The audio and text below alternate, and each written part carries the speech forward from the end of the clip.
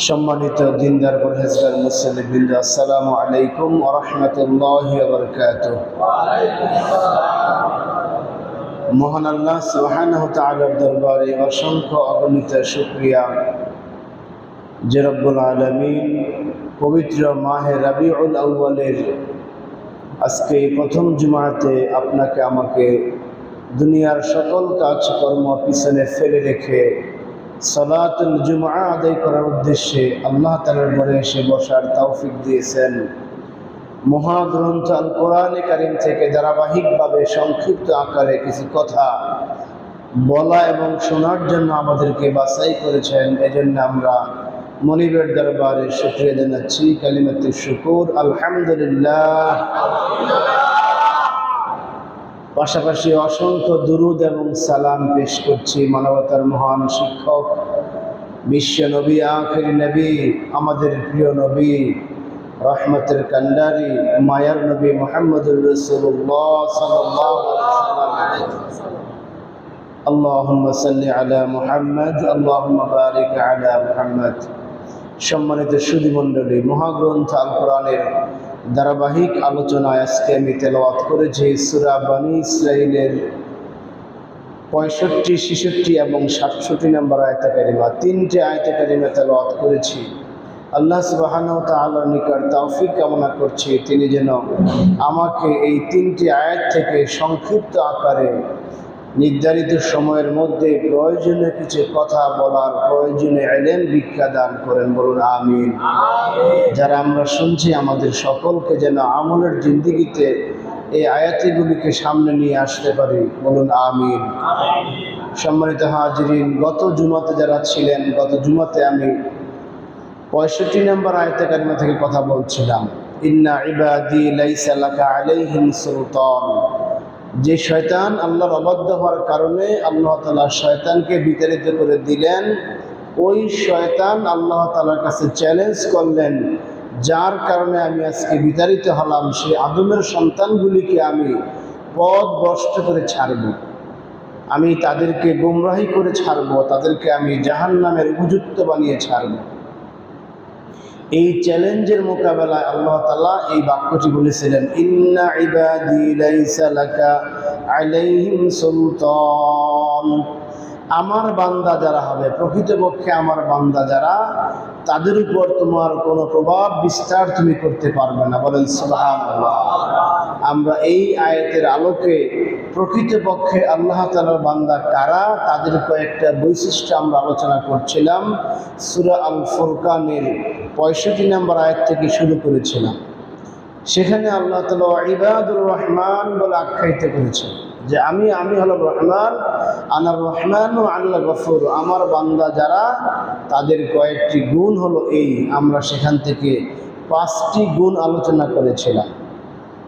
যে রহমানের বান্দা, আল্লাহ তাআলার বান্দা, তারা যাদেরকে শয়তান পথভ্রষ্ট করতে পারবে না, তাদের একটা গুণ বলেছিলাম, তারা বিনয়ী হয়, তারা নম্র হয়, তারা অহংকারী হয় না, তারা আল্লাহর কৃতজ্ঞতাশীল হয়, তারা আল্লাহর সহিত কাউকে শরীক করে না, এরা আল্লাহর দাসত্ব করে, এরা তাহাজ্জুদ গুজারি হয়, এরা রাতের অন্ধকারে আল্লাহর কাছে দোয়া করে, রব্বানা সিরফ আন্না আযাবা জাহান্নাম ইন্না আযাবাহা কানা গরামা। আল্লাহ, এই সর্বনাশা জাহান্নামের আযাব থেকে আমরা তোমার কাছে পানা চাই, নিঃসন্দেহে এটা একটা সর্বনাশা আযাব।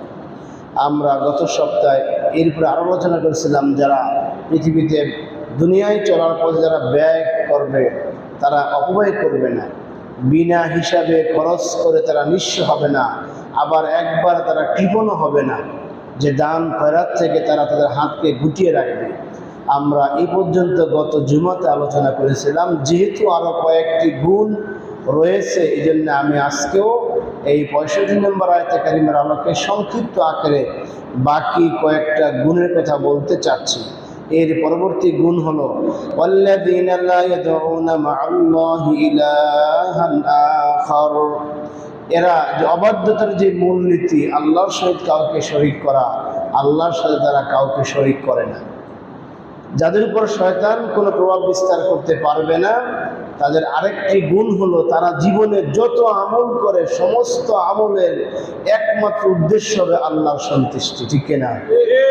ইন্না সলাতি ওয়া নুসুকি ওয়া মাহইয়ায়া ওয়া মামাতি লিল্লাহি রাব্বিল আলামিন। সূরা আনআমের 152 নম্বর আয়াতে আল্লাহ এই কথাটাকে আরো বেশি স্পষ্ট করেছেন আমাদের জন্য যে ওয়া মাহইয়ায়া ওয়া মামাতি লিল্লাহি রাব্বিল আলামিন, আমার বেঁচে থাকা মরে যাওয়া অর্থাৎ আমার জন্ম থেকে মৃত্যু পর্যন্ত যত কার্যকলাপ আমি করি না কেন সমস্ত কাজ হবে একমাত্র কার জন্য?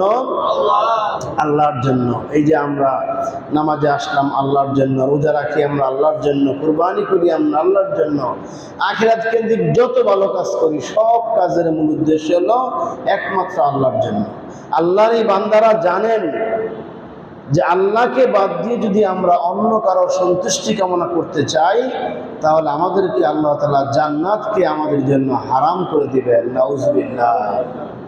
ومن يشرك بالله فقد حرم الله عليه الجنة ومأواه النار وما للظالمين من أنصار। সূরা মায়েদার 72 নম্বর আয়াতে আল্লাহ বলতেছেন যে সমস্ত ব্যক্তিরা আমল করার ক্ষেত্রে ইবাদত করার ক্ষেত্রে কোনো লৌকিকতা প্রদর্শন করবে, আমি আল্লাহর সন্তুষ্টি বাদ দিয়ে অন্য কারো মন সন্তুষ্টি কামনার চেষ্টা করবে, এদের জন্য আমার ঘোষণা হলো জান্নাতকে আমি এদের জন্য হারাম করে দিয়েছি। বলেন নাউযুবিল্লাহ।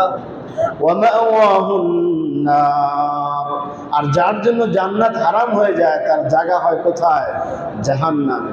ওয়া মা লিয-যালিমিনা মিন আনসার, আর ওই জাহান্নামের সাথী যখন কেউ হয়ে যাবে ওই জালেমের ব্যাপারে ওই দিন কেউ কোনো সহযোগিতার হাত বাড়াবে না, কেউ সহযোগিতা করবে না। এই জন্য শয়তান যে সমস্ত বান্দাদের উপর প্রভাব বিস্তার করতে পারে না তাদের সমস্ত আমলের কেন্দ্রবিন্দু হলো একমাত্র আল্লাহর সন্তুষ্টি, ঠিক কিনা?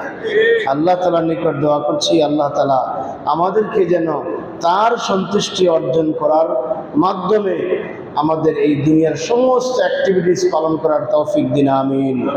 এর পরবর্তী আরেকটা গুণ হলো যে সমস্ত বান্দাদের উপর শয়তান তার প্রভাব বিস্তার করতে পারবে না, আরেকটা গুণ হলো ওয়ালা ইয়াকতুলুনান নাফসাল্লাতী হারামাল্লাহু ইল্লা বিল হক, বিনা কারণে ওই সমস্ত বান্দারা কোনো মানুষকে হত্যা করে না।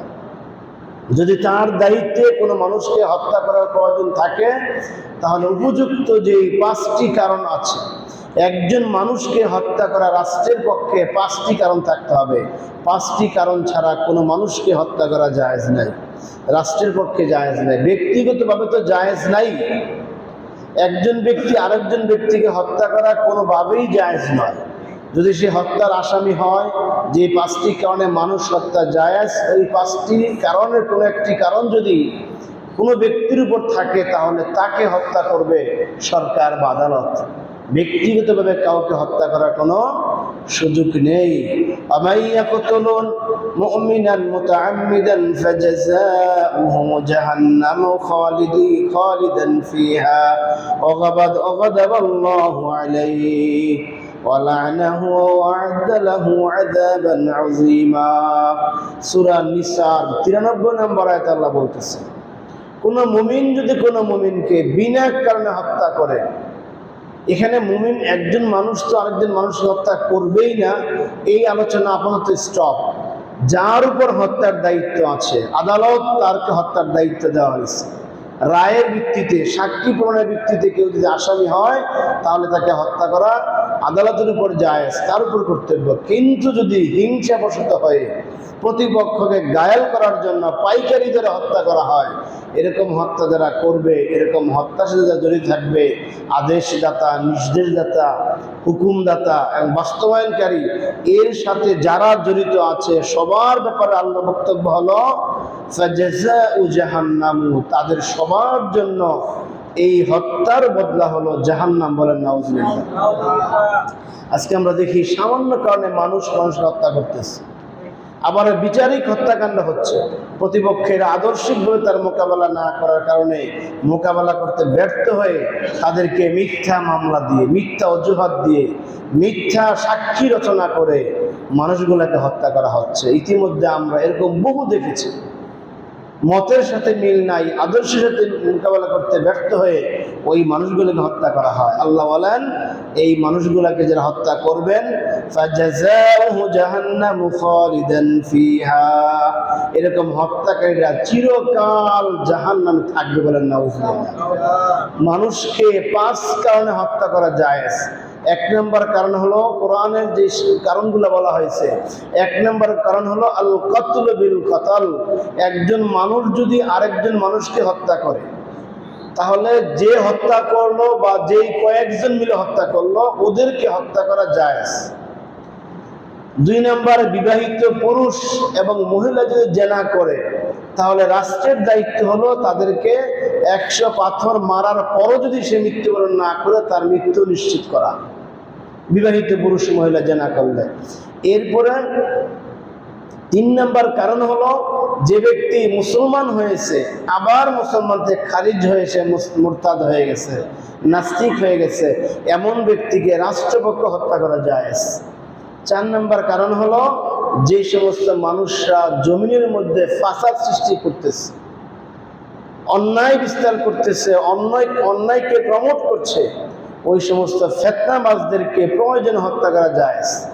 আর 5 নম্বর কারণ হলো ইসলামী হুকমা শরিয়া ভিত্তিক সমাজ ব্যবস্থা প্রতিষ্ঠা হওয়ার পর যখন তারা ষড়যন্ত্রে লিপ্ত হয় এই শরিয়াকে ভেঙে ফেলার জন্য, এখানে আবার অন্য কোনো শাসন ব্যবস্থা কায়েম করার জন্য যে সমস্ত দল বা গোষ্ঠী ব্যক্তিরা কোনো প্রকার ষড়যন্ত্রে লিপ্ত হবে তাদেরকে হত্যা করা জায়েজ।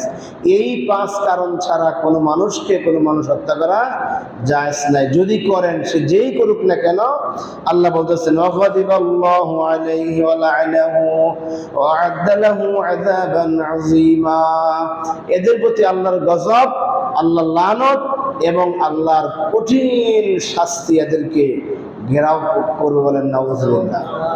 একটা মানুষকে হত্যা মানে গোটা জাতিকে হত্যা করে দেওয়া। সূরা মায়েদার 32 নম্বর আয়াতে আল্লাহ বলতেছেন ওয়ামান কাতালা নাফসান বিগাইরি নাফসিন আও ফাসাদিন ফিল আরদি কান্নামা কাতালান নাস জামিআ, বিনা কারণে যদি কোনো মানুষকে কোনো মানুষ হত্যা করে তাহলে সে যেন কাতালান নাস জামিআ, সমস্ত মানুষকে হত্যা করে ফেললে বলেন নাউযুবিল্লাহ। এই জন্য মানুষ হত্যা কখনো জায়েজ নয়। যারা জীবনে মানুষ হত্যা করবে না এদের প্রতি শয়তান কোনো প্রভাব বিস্তার করতে পারবে না। আর যারা হত্যাকারী হয়, খুনি হয়, তাদের উপর শয়তান সর্বদা প্রভাব বিস্তার করে। আল্লাহ তাআলা আমাদেরকে বুঝার তৌফিক দিন।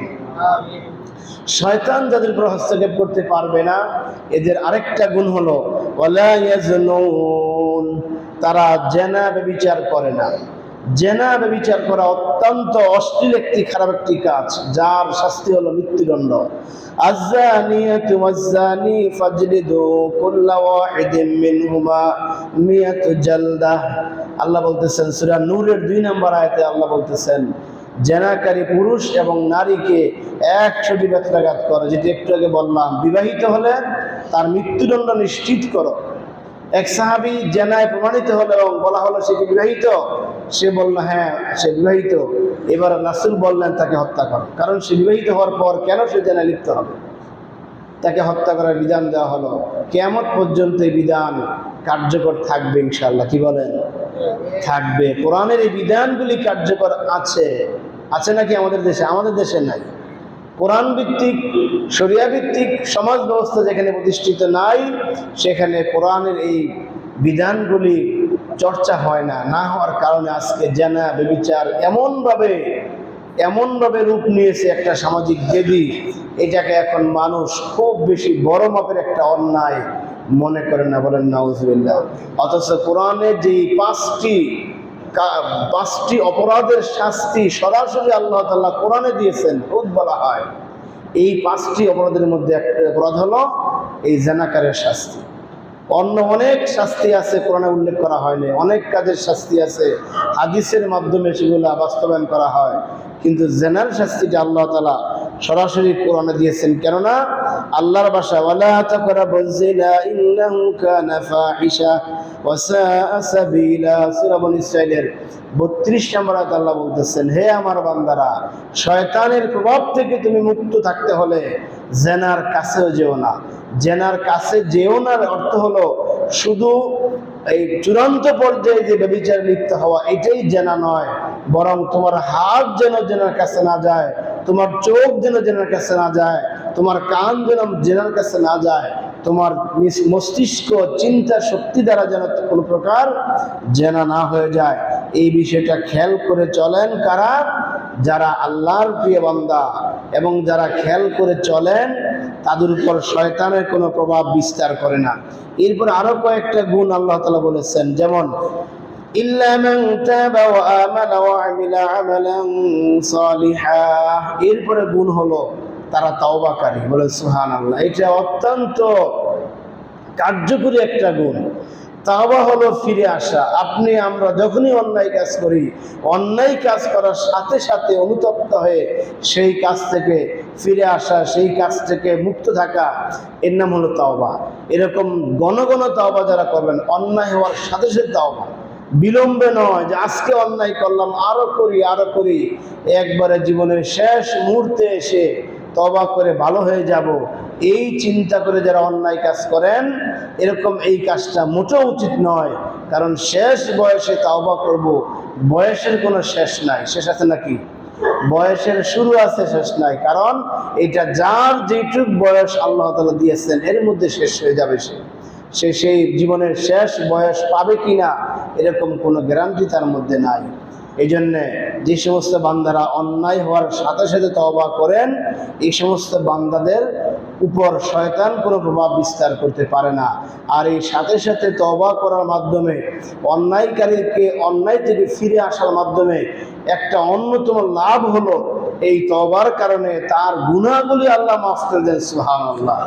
শুধু গুনাহ নয়, এর পিছনে যত আমল বদ আমল ছিল আল্লাহ তাআলা তার সমস্ত বদ আমলগুলিকে পরিবর্তন করে সওয়াব দ্বারা এটাকে বদলিয়ে দেন। বলে সুবহানাল্লাহ। সূরা এই ফুরকানের 70 নম্বর আয়াতে আল্লাহ বলতেছেন, ফাউলাইকা ইউবাদদিলুল্লাহু সাইয়্যাতিহিম হাসানাত ওয়াল্লাহু ইন্নাল্লাহা গফুরুর রহিম। আল্লাহ বলেন, যে ব্যক্তি তাওবাতুন নাসুহা করতে পারলো, কয়েকটা শর্তের ভিত্তিতে তাওবাতুন নাসুহা। এক নম্বর হলো অন্যায় কাজটা ছেড়ে দেওয়া। এক নম্বর কি? অন্যায় কাজটা ছেড়ে দেওয়া। মনে করেন কোন একজন মানুষের অভ্যাস ছিল মিথ্যা কথা বলা, মাঝে মাঝে চুরি করা, জেনা করা, গীবত বলা, এরকম কিছু কবিরা গুনাহ তার মধ্যে বিদ্যমান ছিল। সে যখন জানতে পারলো এটা কবিরা গুনাহের কাজ, এর মাধ্যমে আল্লাহর জান্নাত হারাম হয়ে যায়, তখন সে প্রথম পর্যায়ে তওবার প্রথম গুণ হলো, বৈশিষ্ট্য হলো এই কাজটা সে ছেড়ে দিল। দ্বিতীয় গুণ হলো এই কাজটার জন্য সে আল্লাহর কাছে অনুতপ্ত হবে, কান্নাকাটি করবে যে আল্লাহ, আমি একজন মুসলমান হিসাবে, ইমানদার হিসাবে এই মাপের অন্যায় কাজটা আমার দ্বারা করা ঠিক হয় নাই, আমি ভুল করে ফেলেছি। এভাবে সে কান্নাকাটি করে আল্লাহর কাছে ক্ষমা চাইবে। তৃতীয় বৈশিষ্ট্য হলো বাকি জীবনে আর এই কাজ সে করবে না। সে দৃঢ় সিদ্ধান্ত নেবে। এই সিদ্ধান্তের সাক্ষী হলো আল্লাহ নিজের সাথে সিদ্ধান্ত নিয়ে এরকম তার জীবন পরিচালনা করবে যে বাকি জিন্দেগিতে সে আর কখনো এই কাজ করবে না। এই তিনটা শর্তের ভিত্তিতে সে যখন অন্যায় ছেড়ে দিল, আল্লাহ বলেন, এই অন্যায়টা তুমি সারা জীবন করে যত গুনাহ করেছ, আমি আল্লাহ তাআলা গুনাহ তো মাফ করেই দিলাম, বরং এই গুনার পরিবর্তে আমি তোমাকে এই পরিমাণ সওয়াব দিলাম। বলেন সুবহানাল্লাহ। ইন্নাল্লাহা গফুরুর রহিম। আল্লাহ ক্ষমা করলেন এবং দয়া করলেন। ক্ষমা হলো সব গুনাহ মাফ করে দিলেন, আর দয়া হলো সেই গুনাহগুলিকে সওয়াব দ্বারা পরিবর্তন করে দিলেন। রাসূল পাক সাল্লাল্লাহু আলাইহি ওয়াসাল্লাম হাদিসে বলেন, ইয়া আইয়ুহান নাস তুবু ইলাল্লাহি, হে মানুষ সকল, তোমরা আল্লাহর কাছে তওবা করো, আল্লাহর দিকে ফিরে আসো। ওয়ানা আতুবু মিয়াতা মাররাতান ইয়াউমা, আমি মুহাম্মদ দৈনিক 100 বার তওবা করি, বলেন সুবহানাল্লাহ। রাসূল পাক সাল্লাল্লাহু আলাইহি ওয়াসাল্লাম দৈনিক 100 বার তওবা করতেন। আমাদেরকে এই আমলটা করতে হবে, সকালে হোক বিকালে হোক যখন সুযোগ পাই 100 বার আস্তাগফিরুল্লাহ আস্তাগফিরুল্লাহ এইটুক বললে হক আদায় হবে। এটা মুখে বলতে হবে আর অন্তরে সিদ্ধান্ত নিতে হবে আমার মধ্যে বিদ্যমান যে অন্যায় কাজগুলি আছে আমি অন্যায় কাজগুলি আর জীবনে করব না। মুখে বাক্য বলা এবং অঙ্গ প্রত্যঙ্গ দ্বারা সেই অন্যায় কাজটা ছাড়া আর অন্তরে নিয়ত করা জীবনে এই কাজটা করব না। এই তিনটার সমন্বয় হলে আল্লাহ বলেন আসা রব্বুকুম আইয়ুকাফিরা আনকুম সাইয়্যাতিকুম, আশা করো যে আল্লাহ তাআলা তোমাদের গুনাহ মাফ করে দিবেন এবং তোমাদেরকে জান্নাতে দাখিল করাবেন, বলেন সুবহানাল্লাহ। সুতরাং যারা তওবা করবেন, অন্যায় হওয়ার সাথে সাথে তওবা করবেন, এই সমস্ত মানুষের কাছে শয়তান বিটতে পারে না, এদের প্রতি শয়তানের কোনো প্রভাব বিস্তার করবে না। এরপরে আরেকটা গুণ হলো যারা মিথ্যা এবং অনর্থক কাজের সাথে সম্পর্ক রাখে না। মিথ্যা কথা, মিথ্যা কাজ, অনর্থক কথা, অনর্থক কাজ, বেলুলেস কোনো কথা, কোনো কাজে তারা বিশ্বাসী না, কোনো কাজ তারা করে না। ওয়াল্লাযীনা লা ইয়াশহাদুনা যুর, এরা মিথ্যা কাজে সাক্ষীও দেয় না, মিথ্যা কাজে বসেও না, মিথ্যা কথায় তারা মিথ্যা কথার মাধ্যমে কাউকে সে প্ররোচিত করে না, সে মিথ্যা থেকে দূরে থাকে। শুধু তাই নয়, যেখানে এরকম অনর্থক কথাবার্তা হয়, অনর্থক আজে বাজে বেলুলেস কোনো কাজ হয়, সেখান থেকে সে যদি কখনো ওই রাস্তায় যায় সেখান থেকে সে দ্রুত চলে আসে। এটা হলো ইমানদার ব্যক্তির গুণ, যাদের উপর শয়তান প্রভাব বিস্তার করতে পারে না। ওয়াইযা মাররু বিল্লাগwi মাররু ইকরামা মাররু কিরামা, আল্লাহ বলতেছেন এই সূরা ফুরকানের 72 নম্বর আয়াতে, যখন তারা এমন কোন মজলিসে যায় যেখানে গীবত বলা হচ্ছে, শিকায়ত বলা হচ্ছে, যেখানে আল্লাহদ্রোহী কাজ হচ্ছে, যেখানে এমন অনর্থক কাজ হচ্ছে যে কাজের মধ্যে দুনিয়াবি কোনো ফায়দা নাই, আখিরাত কেন্দ্রিক কোনো ফায়দা নাই, এমন কাজ থেকে সে দূরে সরে আসে। আমরা যদি এমন কাজ থেকে দূরে সরে আসতে পারি তাহলে শয়তান আমাদের উপর প্রভাব বিস্তার করতে পারবে না। সূরা আল মুমিনুনের 3 নম্বর আয়াতে, মুমিনের প্রথম সূরা মুমিনুনের প্রথম যে আল্লাহ তাআলা এই সূরার প্রথম রুকুতে যে 7টি গুণ আলোচনা করেছেন মুমিনদের, তার একটা গুণ হলো ওয়াল্লাযীনা হুম আনিল লাগবি মুরিদুন, মুমিনরা অনর্থক কোনো কাজ করে না, বৃথা সময় নষ্ট করে না। আজকে তো আমাদের মধ্যে অনর্থক কাজের প্রতিযোগিতা হচ্ছে, অনর্থক আজে বাজে যেই কাজের কোনো আমার দুনিয়াবি কোনো ফায়দা নাই, আখিরাত কেন্দ্রিক কোনো ফায়দা নাই, এমন কাজ বেশি হচ্ছে।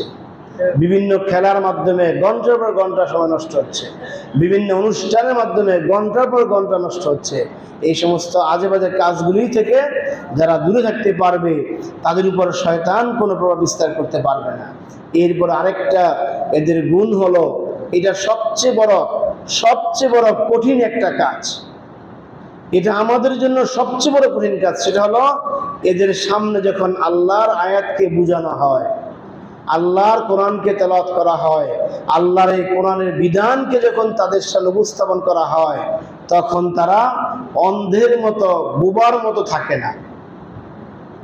অর্থাৎ যখন আল্লাহর কোন আয়াত, আল্লাহর কোন আয়াতের কোন বিধান তাদের সামনে পেশ করা হবে, তখন তারা ওইটা মেনে নিতে বাধ্য হবে, ওইটা তারা মানবে। বোবা যেরকম, অন্ধ যেরকম, অন্ধ এবং বধির, বোবা না বধির যেরকম সে কানে শোনে না, কি বলছে সে কানে শোনে না, আবার অন্ধ যেরকম চোখে দেখে না, যে কি বলতেছে কোরআনে সে দেখে না চোখে, এই জন্য সে থাকে নিরপেক্ষ, সে থাকে নিস্তব্ধ, এ বিষয়ে তার কোনো প্রতিক্রিয়া হয় না, সে যা করতেছে তাই করে সে। আমাদের মধ্যে এখন এই দোষটা চলে আসছে, সেটা হলো যে কোরআনের বিধানগুলি যখন আমাদের সামনে উপস্থাপন করা হয়, আমরা এই যে একটা প্রচলিত কথা আছে, এক কান দিয়ে শোনে আর এক কান দিয়ে বের করে দেয়, আমাদের অভ্যাসটা তাই হয়ে গেছে। আমি যা করছি আগে থেকে ওইটি করতেছি, কোরআন আমাকে কি বললো ওই দিকে আমি ভ্রুক্ষেপ করছি না। এটা হলো সবচেয়ে বড় একটা দোষ আমাদের। কোরআন বলতেছে নামাজ কায়েম করো, যাকাত প্রতিষ্ঠা করো, কোরআন বলতেছে জমিন আল্লাহর, এখানে আল্লাহর আইন চলবে, ইনিল হুকমু ইল্লা লিল্লাহ, আল্লাহর আইন ছাড়া কারো আইন চলবে না। মানুষকে আইন বানাবার কোনো অধিকার আল্লাহ তাআলা দেন নাই। এটা কার বক্তব্য? আল্লাহর বক্তব্য। কিন্তু এই যে আমরা এই কথাগুলি বলতেছি, যুগের পর যুগ বলতেছি যে না, এই জমিনে আল্লাহর এখানে আইন চলবে, আল্লাহর কোরআনের বিধান। কোরআনে বহু জায়গায় আল্লাহ বলেছেন হুয়াল্লাযী আরসালা রাসূলাহু বিল হুদা ওয়া দীনিল হক, তিনি সেই নবীকে প্রেরণ করেছেন, তার উদ্দেশ্য হলো দ্বীন হক এবং কোরআন দিয়ে প্রেরণ করেছেন। লিইয়ুযহিরাহু আলা দীনি কুল্লিহি, এই সমাজ যত মতবাদ প্রতিষ্ঠিত আছে, আমাদের সমাজে কি কি মতবাদ আছে? আছে ধর্মনিরপেক্ষ মতবাদ আছে, আছে কিনা? আছে জাতীয়তাবাদ আছে, আছে সমাজনীতি আছে, আরো বিভিন্ন হাবিজাবি নীতি চালু আছে। এই রাসূল পাক সাল্লাল্লাহু আলাইহি সাল্লাম কোরআন নিয়ে এসেছিলেন, এরকম যত নীতি আছে সমস্ত নীতিকে পরিবর্তন করে, সমস্ত নীতিগুলোকে পরাজিত করে কোরআনের বিধানকে প্রতিষ্ঠা করা। কই এই ওয়াজটা এখন আমাদের চলে না, আমরা ওয়াজ করতেছি। আল্লামা সাঈদী সাহেব 50 বছরের বেশি এই ওয়াজ করে গেছেন, জমিনে আল্লাহর আইন চলবে আল্লাহ, ঠিক কিনা? এই ওয়াজ করে গেছেন। এই ওয়াজের অপরাধে তাকে সেই 12-10 বছর জেল খেটে সেখান থেকে মৃত্যুবরণ করতে হয়েছে। তার মানে আমরা কি শুনতেছি? আমরা এক কান দিয়ে শুনতেছি, আরেক কান দিয়ে বের হয়ে যাচ্ছে। যখন ওয়াজের ময়দানে আমরা থাকি তখন আমরা তো হাক ডাক করে সব কিছু উলটপালট করে দেই। যখন আবার বাস্তবে চলে যাই, যেই একটা কথা আছে না, যেই লাউ সেই কদু, ঠিক কিনা? সেটা হয়ে যায়। এই জন্য আল্লাহ বলতেছেন, শয়তানের প্রভাব থেকে তুমি যদি মুক্ত হতে চাও তাহলে কোরআনের বিধানগুলি তোমার সামনে আসলে নিজকে চেঞ্জ করতে হবে।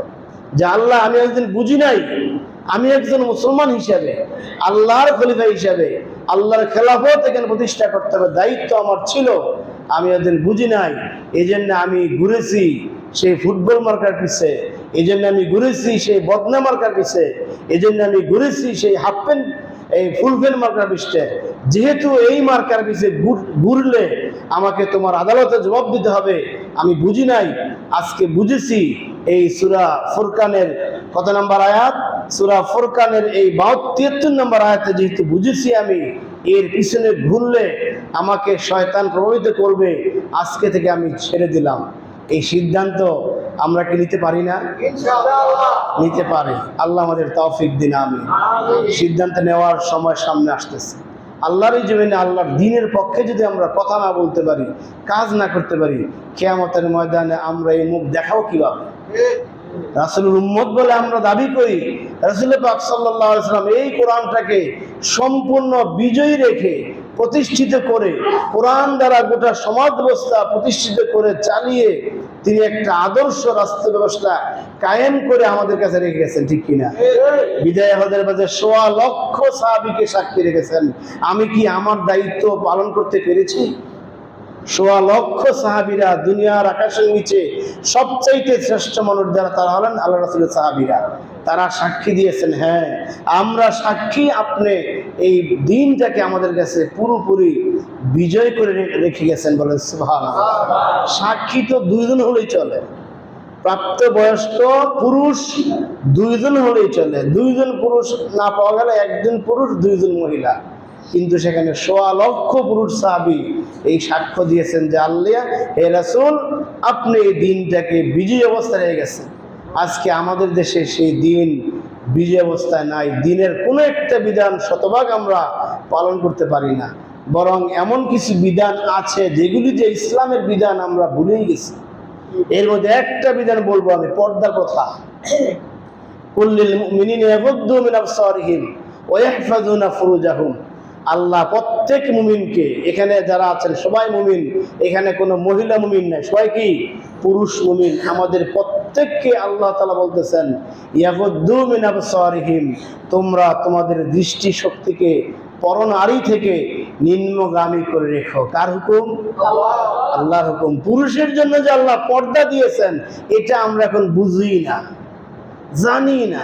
সমানে মহিলাদের সাথে আমরা কথা বলতেছি, হোক সে কাস্টমার, হোক সে পাশের প্যাসেঞ্জার, হোক সে সহপাঠী, হোক সে ক্লাসের সহপাঠী, হোক সে অফিসের কলিগ, এরকম সমানে আমরা লিভ টুগেদার চলছে কিনা? অথচ আল্লাহ নিষেধ করলেন যে না, পরনারীর দিকে তুমি তাকাতে পারবা না। এই চোখের মধ্যে আল্লাহ তাআলা উত্তপ্ত সীসা ঢেলে দিবেন, বলেন নাউজুবিল্লাহ। যেই চোখের মধ্যে উত্তপ্ত সীসা দেওয়া হবে, তখন কি অবস্থা হবে? সম্মানিত হাজির, এই জন্য আল্লাহর কোনো বিধান যদি আমাদের সামনে আসে, কারোর সাথে হিংসা নয়, কারোর সাথে দলীয় কোনো সম্পর্ক নয়, কারোর সাথে কোনো কোন্দল নয়, একমাত্র আল্লাহর হস্তে আল্লাহর বিধানটা যারা মেনে নিতে পারবেন তাদের উপর শয়তান কোনো প্রভাব বিস্তার করতে পারে না। বলেন সুবহানাল্লাহ। ওয়াইযা তুলিয়াত আলাইহিম আয়াতুহু যাদাত ঈমানা ওয়া আলা রাব্বিহিম ইয়াতাওয়াক্কালুন। সূরা আনফালের 2 নম্বর আয়াতে আল্লাহ তাআলা কথা বলেছেন। মুমিন ব্যক্তি তো তারা, আয়াতের শুরু ছিল ইন্নামাল মুমিনুন, এই দিয়ে শুরু হয়েছে। তার 3 নম্বর গুণটা আল্লাহ বললেন, মুমিন তো তারা যাদের সামনে আল্লাহর কোরআনের কোনো বিধান আসলে, ওয়াইযা তুলিয়াত আলাইহিম, এখানে তেলাওয়াত শব্দের অর্থ শুধু পাঠ করাই নয়, বরং এই পাঠ করতে গিয়ে তার সামনে যখন আল্লাহর বিধান আসবে ওই বিধানটা পালন করার ক্ষেত্রে তার অন্তরটা কেঁপে ওঠে এবং তার ঈমানটা বেড়ে যায়, এই ব্যক্তি হলেন মুমিন। বলেন সুবহানাল্লাহ। সুতরাং এই পর্যায়ে শয়তান যাদের উপর প্রভাব বিস্তার করতে পারবে না, তাদের একটা গুণ হলো আল্লাহর বিধানকে সে গ্রহণ করে নিবে, আল্লাহর বিধানকে সে তামাশা মনে করবে না। অন্ধ এবং দেন্দা, অর্থাৎ যিনি কানে শুনে না, এই 2 ব্যক্তির মতো সে আচরণ করবে না। সর্বশেষ এই সূরা ফুরকানে ইবাদুর রহমান, অর্থাৎ যাদের উপর আল্লাহ শয়তান প্রভাব বিস্তার করতে পারবে না, তাদের যে গুণ আল্লাহ বলেছেন, ওয়াল্লাযীনা ইয়াকুলুনা রাব্বানা হাব লানা মিন আজওয়াজিনা ওয়া যুররিয়াতিনা কুররাতা আইন ওয়াজআলনা লিল মুত্তাকিনা ইমামা। সূরা ফুরকানের 74 নম্বর আয়াতে আল্লাহ বলতেছেন যে রহমানের বান্দা হলো তারা যারা তাদের নিজেদের সন্তানদের জন্য, স্ত্রীদের জন্য এই দোয়া করে যে আল্লাহ আমার এই সন্তান, আমার স্ত্রীদেরকে তুমি আমার চক্ষু শীতলকারী বানিয়ে দাও। বলুন আমিন। যাদের জন্য এই দোয়া করা হবে এদেরকেও শয়তান প্রভাব বিস্তার করতে পারবে না, আর যারা এই দোয়া করবেন তাদের উপরও শয়তান প্রভাব বিস্তার করতে পারবে না। সুতরাং আমাদের শুধুমাত্র নিজেদের জন্য দোয়া করার ঠিক হবে না, আমাদের সন্তানদের জন্য, আমাদের ভবিষ্যৎ প্রজন্ম যারা আসবে তাদের জন্য, আমাদের স্ত্রীদের জন্য, এরকম তাদেরকেও দোয়ায় শামিল করতে হবে। তাহলে তাদের উপরও শয়তান প্রভাব বিস্তার করতে পারবে না, আমাদের উপরও শয়তান প্রভাব বিস্তার করতে পারবে না। আল্লাহ তাআলা আমাদেরকে বুঝার তৌফিক দিন, আমিন। এরপরে আসুন 65 নম্বর আয়াত। রব্বুকুমুল্লাযী ইউজজি লাকুমুল ফুলকা ফিল বাহরি লিতাবতাগু মিন ফাদলিহি। তোমাদের আল্লাহ তোমাদের উপর বড়ই করুণাশীল, যে আল্লাহ তাআলা তোমাদের উপর দয়া করেছেন, রহম করেছেন। এই রহম করার কারণে উত্তাল তরঙ্গমালা বিশাল সমুদ্রের মধ্যে তোমরা সেই সমুদ্রের মধ্যে তোমাদের কল্যাণ তালাশ করতে পারছো। বলেন সুবহানাল্লাহ।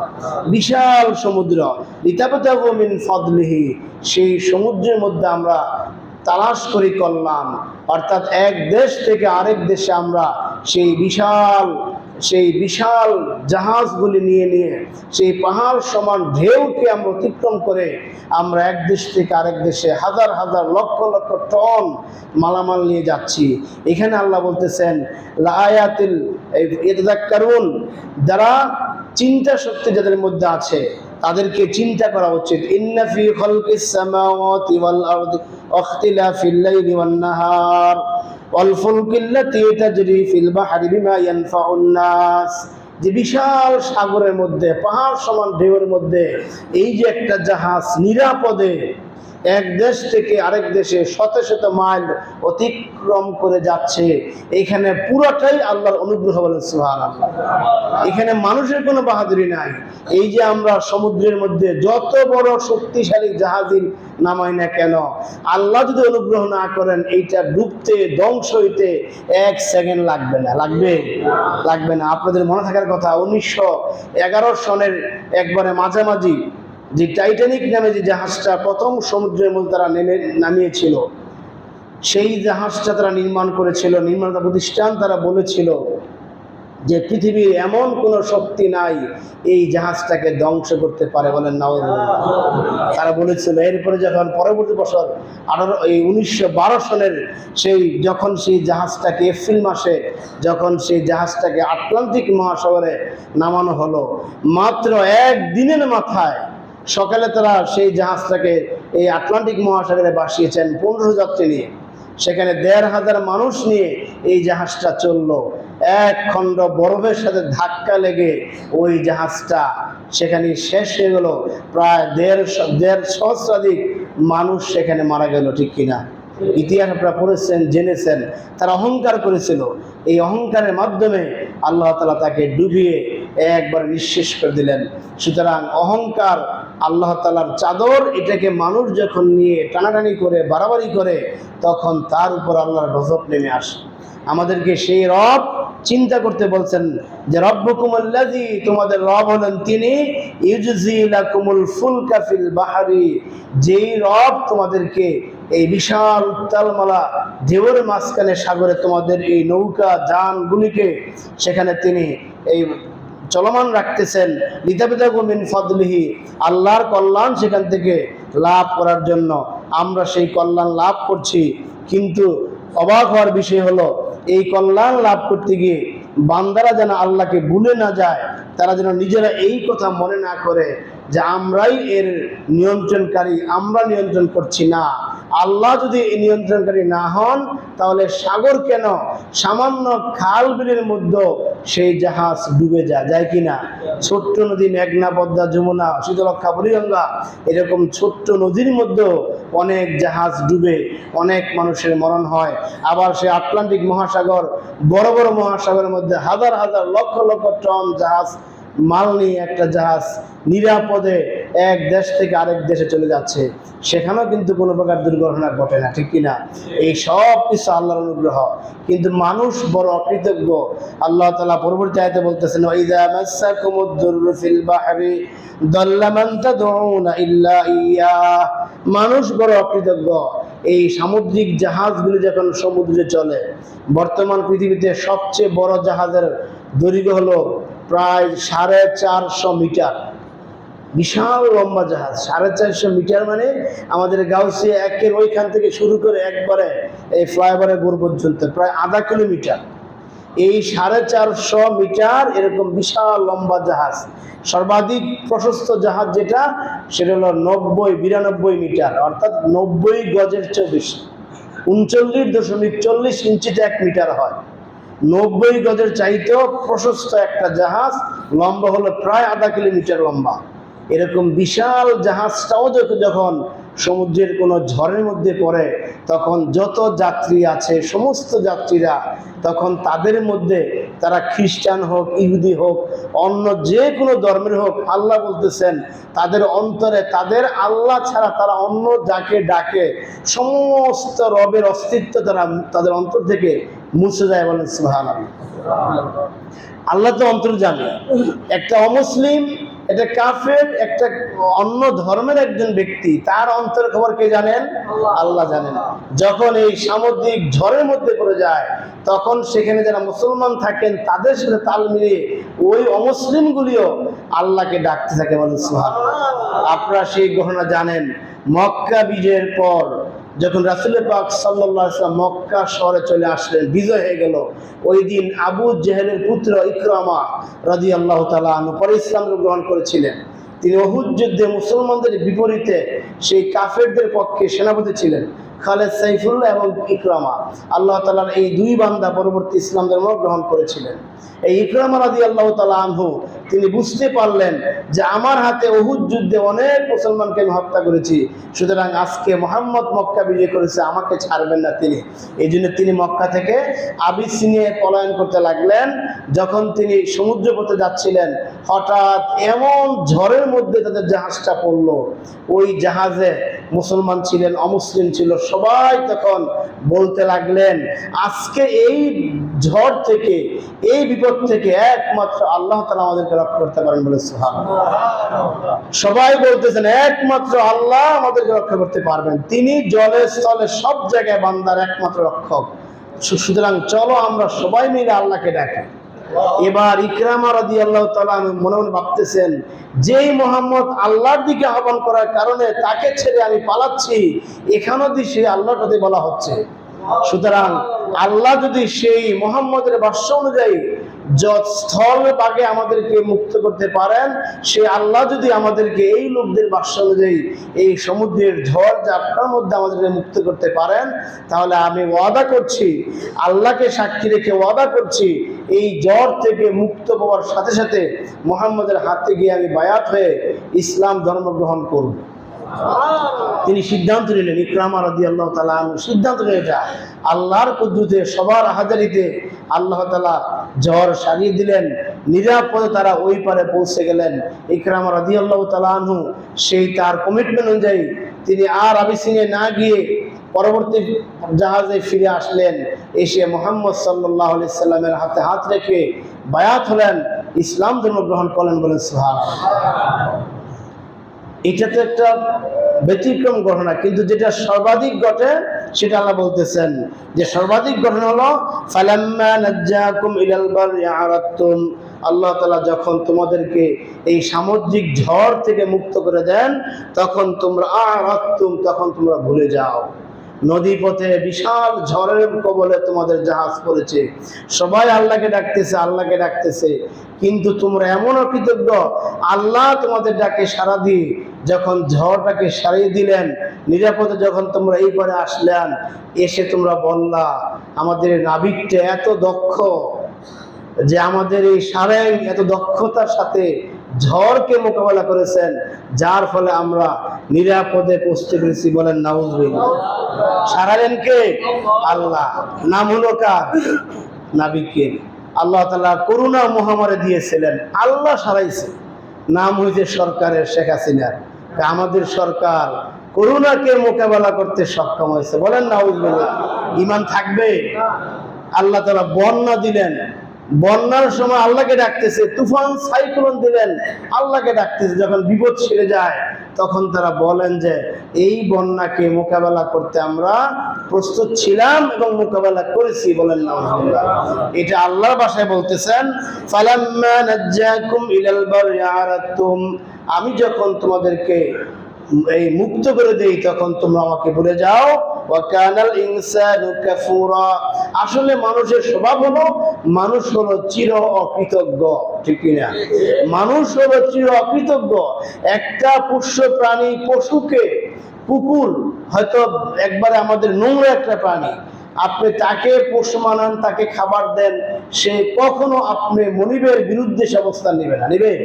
নিবে না। সে মনিবকে চিনে। সে বন্যের অন্য যে কোনো হিংস্র প্রাণী যার মধ্যে হিংস্রতা আছে তাকে আপনি খাবার দেন, টেক কেয়ার করেন, যত্ন করেন, দেখবেন সে আপনার পক্ষে কাজ করবে, আপনার কৃতজ্ঞশীল সে আজীবন থাকবে।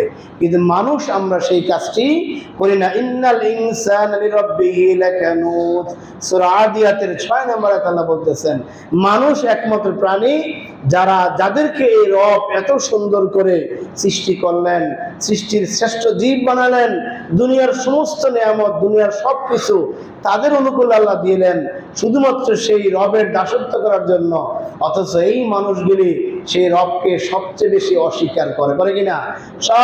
রবের সবচেয়ে বেশি নাফরমানি করে সেই মানুষগুলি। আল্লাহ তাআলা আমাদেরকে বুঝার তৌফিক দিন, আমিন। সম্মানিত হাজিরিন, আমরা শয়তানের ধোঁকা থেকে বাঁচতে হলে আল্লাহর নাফরমানি থেকে দূরে থাকতে হবে। যদি আমরা আল্লাহর নাফরমানি করি, আল্লাহকে ভুলে যাই, আল্লাহর সাথে কাউকে শরীক করি, আল্লাহ যে সমস্ত কাজগুলি কোরআনে এবং হাদিসের মাধ্যমে করতে নিষেধ করেছেন সেই কাজগুলি করি, তখন শয়তান আমাদের উপর প্রভাব বিস্তার করবে, আমাদেরকে জাহান্নামে বলে ফেলে দিবে। শয়তান আমাদেরকে জাহান্নামী করে আমাদের জীবনকে ধ্বংস করে দিবে। এই জন্য আসুন, জীবন ধ্বংস থেকে নিজেকে বাঁচাতে হলে, জাহান্নামের আগুন থেকে নিজেকে মুক্ত করতে হলে আল্লাহর বিধানের দিকে আসতে হবে। আল্লাহ তাআলা আমাদের সকলকে আল্লাহর বিধান আমাদের জীবনে বাস্তবায়ন করার তৌফিক দিন, আমিন।